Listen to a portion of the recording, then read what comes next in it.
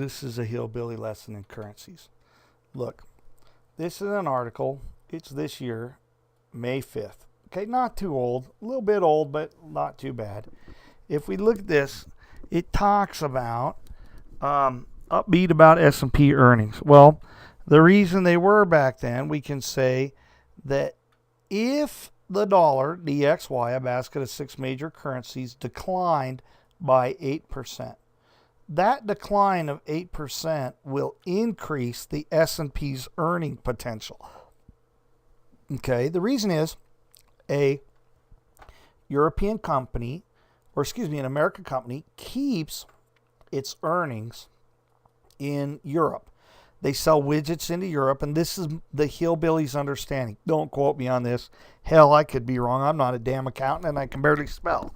But it's my understanding that what happens is that right after earnings season, so if we took February, they say, well, it goes up, up, up, up, up, up. The euro dollar strengthens because the companies are not repatriating their money. As soon as earnings come out, they repatriate some money, causing a sell-off. Okay, so there's a seasonality in the Forex market. It goes up, up, up, up. End of April's earnings, it gets repatriated and comes down. Now, why does that happen? Two reasons. There's what's called the swap rate. I can leave my money, my several $billion in Europe, in a European bank, for them to loan out into their societies. We leave it out in Europe and we get 1.1%. 1.1% interest. Hell, I can even borrow money. I can borrow in the United States at 0.1 and loan it out in Europe to my European division at 1.1. That's approximately the exchange rates, approximately. I can make money within my own company by loaning it out to different divisions at different rates, if that's possible. But depending on how they're structured. Now, if this thing runs up, or subsidiaries, let's not say divisions, different subsidiaries. So if this runs back up into here, up here, it's at the high, we're looking at a sell-off right after the earnings season. Now, with all the sovereign debt problems in Greece, we have a problem. A, companies have money over there, but their money, they get a higher interest rate on. And B, that currency has been strengthening against the dollar, so they have a win. When do they bring the money home? Now, this looks like a head and shoulders to me. Head right here, shoulder forming, shoulder forming. When do they bring the money home? They bring the money home when there's risk over in Europe. So what if you're a Greek guy and you say, go pound sand to the banks? Well, those banks have to absorb all those losses. When those banks start absorbing losses, these companies have billions and billions of dollars in their banking systems. They start to move those billions and billions of dollars into American dollars, for example, and they start to change the view of their profile. So these banks hire their best analysts to go help big companies and say, let's make a plan for your deposits, your currencies. How do we want to do it? And they start counseling them into different divisions. That's one thing that can happen. You can also have an independent analyst say, I want to close down my euro position, move my money into the U.S. market, repatriating it. A repatriation of any money from Europe is going to cause the S&P earnings to weaken. So they're a little hesitant to do that, but it'll cause it to get driven back down. It's really, this comes down to an accounting. How am I going to account for my money that's in euro? I win. I produce the goods in dollars. I win. Okay, now all my earnings are in euro dollars. I produced them in US dollars. Let's bring the money back home. When that happens, it causes sell-offs in the currency markets. Sell-offs in the currency markets weaken the S&P. So we're looking at a correction. Now, what if the Greeks get really nasty?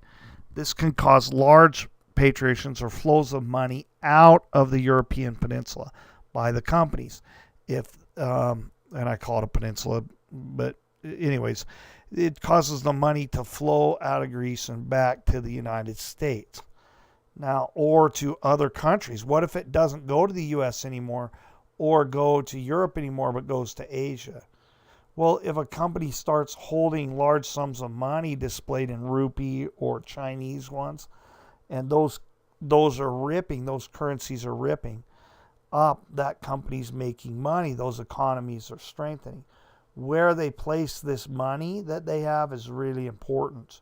What's really a bummer is if the Greece sells off their independent, their private or government assets to the private sector to pay down their debts like they want, the companies that buy those have made money on the weakening value or the strengthening value of their currency. And then what they do is they go in and buy hard assets as the currency starts to weaken up. That's one way to do it. So another way to say that is the bank creates a lot of money and they create it, they loan it to Greece. Greece is then forced to sell it at a premium or a discount, their public works, back to the companies that have been doing business in their country and profiting on how some of this works. So how did we do this today? We got kind of burned. I couldn't place my trade, so I had to hurry this morning. This is the trade I ended up getting on because I didn't want to sell my silver because I think everything's going to hell and my wife likes silver. Yeah, the hillbilly's married, he even bred, he's got kids. Okay, so if you look at this, I sold 3 SKFs and bought 5 or 6 SKFs for a debit. Now, there's a problem. The VIX is getting high.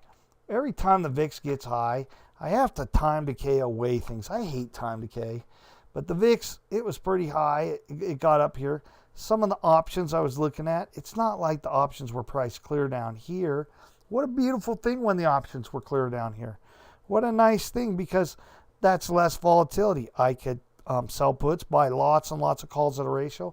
I have to go 1-to-1 even money now. Nobody makes money at 1-to-1. I want a ratio of selling puts to calls.